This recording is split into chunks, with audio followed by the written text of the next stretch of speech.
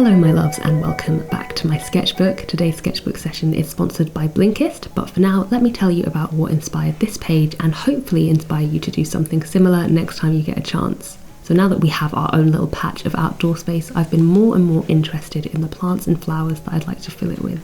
I've loved gradually introducing new plants and learning about each one as I go, and I would love some way of documenting everything I learn. My lovely art friend Autumn Chu, whose links I will leave in the description for you to check out her work, she does the most beautiful sketches and journal entries, sometimes documenting the plants that she comes across, and fun fact, she also handmade this sketchbook for me, so I will leave a link below to her shop Sketchbook Co as well. Please do have a look, she puts so much work into these. But anyway, I was inspired to try my hand at some kind of botanical journaling. I wanted to paint a plant and learn about it at the same time.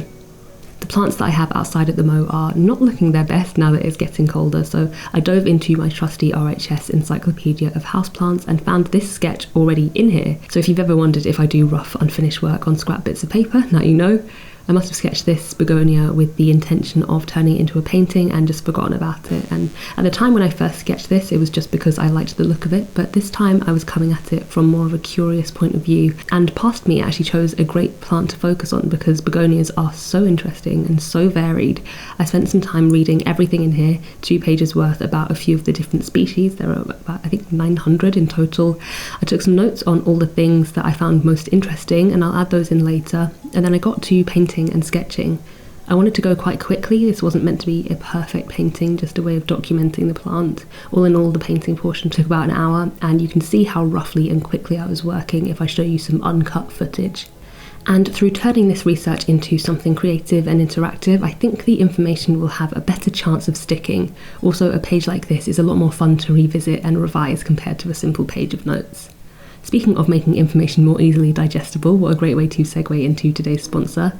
Blinkist is an app that takes key points from over 3,000 non-fiction books, all the big ones that you'll have heard of, like How to Win Friends and Influence People and 7 Habits of Highly Effective People, plus so many more to discover, and it condenses all the most valuable information to be garnered from those books down into an easily digestible 15-minute helping, which you could read, or what I've been doing is listening to Blinks over lunch. I've just finished a book that I've been meaning to read for ages but could never find time for, called Drive by Daniel Pink, and I'm now listening to Deep Work by Cal Newport, which is about getting the most out of your day and structuring your time to be as intentional and valuable as it can be, rather than whiling away the days jumping from one distraction to another. So if you're interested in personal development or learning more about creativity or productivity or all the other topics that they have on there, and you want to save time and money on getting the best out of books, then please do check it out. The first 100 people to click on my link will have access to a free week on the platform to see if it takes their fancy, and if it doesn't, you can cancel it at any time. Just listen to or read as many Blinks as you can in that time. And if your interest has been piqued and you want to go ahead and get the full membership, my link also gets you 25% off.